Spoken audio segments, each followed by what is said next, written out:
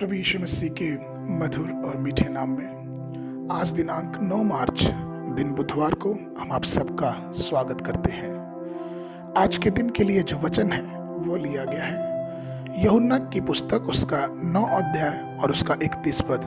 वचन इस प्रकार से कहता है, हम जानते हैं कि परमेश्वर पापियों की नहीं सुनता, परंतु यदि कोई परमेश्वर का भक्त हो और उसकी इच्छा पर चलता हो तो वह उसकी सुनता है।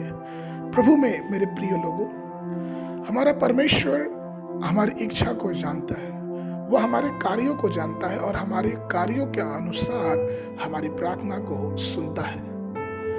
वो अपने सारे वादे पूरे करने में विश्वास योग्य और धर्मी है। जरूरत इस बात की है कि हम उसकी बातों की ओर कान लगाएं। जब हम इस तरह की बातों को पढ़ते हैं तो हमें और आपको ये ज्ञात होगा कि किस प्रकार से एक जन का अंधा जिसकी आंखें यीशु मसीह ने खोली, उसने लोगों के सामने किस प्रकार से उनके सारे प्रश्नों का उत्तर दिया।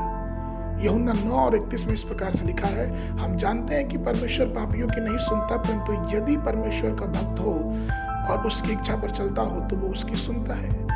ये जो वाक्य है, जब फरीसियों ने कहा, ये वाक्य इसलिए कहा क्योंकि एक जन्म के अंधे की प्रभु यीशु मसीह ने आंख खोली है। अर्थात वो इस बात को मानते थे कि प्रभु यीशु मसीह की बातें या फिर परमेश्वर जो है वो प्रभु की हर एक इच्छाओं को पूरी करता है। और इसीलिए मैं आज के दिन आप सबसे ये कहना चाहता हूं कि परमेश्वर हम सब की बातों को सुनता है, और वो तब सुनता है जब हम अपने जीवन को परमेश्वर के इच्छा में समर्पित कर देते हैं। जैसे कि भजन संगीता की पुस्तक उसका 21 अध्याय उसके 2 पद में वचन कहता है, तूने उसके मनोरथ को पूरा किया और उसके मुंह की विनती को तूने अस्वीकार नहीं किया। अर्थात जब हम परमेश्वर की इच्छा पे अपने सारे हृदय, अपनी सारी योजनाएं, अपने सारे मन बुद्धि से चलते हैं तो परमेश्वर हमारी इच्छाओं को अनसुनी नहीं करता है। परमेश्वर हमारी इच्छाओं को अनदेखा नहीं करता है। इसलिए हमें और आपको ये जांचना चाहिए कि क्या हमारी जो प्रार्थनाएं हैं, हमारी याचनाएं हैं, हमारी दुआएं हैं, क्या उस सब चीजों से परमेश्वर प्रसन्न होता है। राजा सुलेमान से परमेश्वर प्रसन्न था और उसको दर्शन देकर उसने उससे कहा कि तू क्या चाहता है कि मांग, मैं तुम्हारे लिए करूं। और परमेश्वर ने उससे कहा और सुलेमान ने उससे मांगा। पहला यूहन्ना की पत्री उसका 5 अध्याय उसके 14 पद में वचन इस प्रकार से कहता है, और हमें उसके सामने जो हियाव होता है वह यह है कि यदि हम उसकी इच्छा के अनुसार कुछ मांगते हैं तो वो हमारी सुनता है। अर्थात जब हम परमेश्वर की इच्छा में पूरी तरह से अपने जीवन को समर्पित कर देते हैं और उसके वचनों पे धैर्य रखते हैं तो भले से ही देरी हो जाए, लेकिन निश्चित रूप से वो हमारी चीजों को पूरी करता है।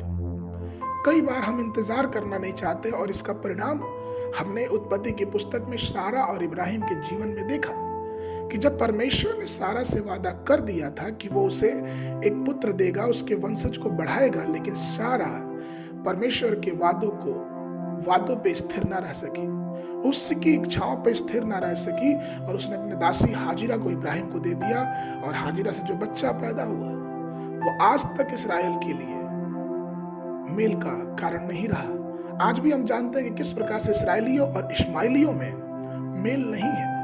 यदि सारा ने धैर्य पूर्वक परमेश्वर की प्रतिज्ञा का इंतजार किया होता तो ये सारी विपत्तियां नहीं होती। इसीलिए प्रभु में मेरे प्रिय लोगों, आइए हम धैर्य पूर्वक परमेश्वर की प्रतिज्ञा का इंतजार करें, अपने जीवन में उसके वादे को स्थापित करें और अपनी इच्छा नहीं परंतु उसकी इच्छा में चलते रहें, क्योंकि वो हमारी प्रार्थनाओं को, हमारी मांगों को जरूर सुनेगा और उसको पूरा करेगा।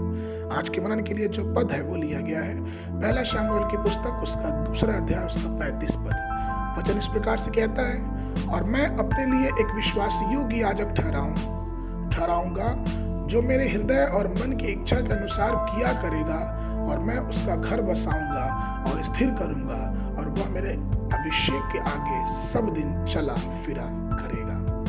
दिन में बाइबल अध्ययन के लिए सुबह के समय व्यवस्था विवरण की पुस्तक उसका 8, 9 और 10 अध्याय, संध्या के समय मरकुस रचित समाचार उसका 11 अध्याय 19 पद से लेके 33 पद तक। परमेश्वर आप सबको आशीष दे।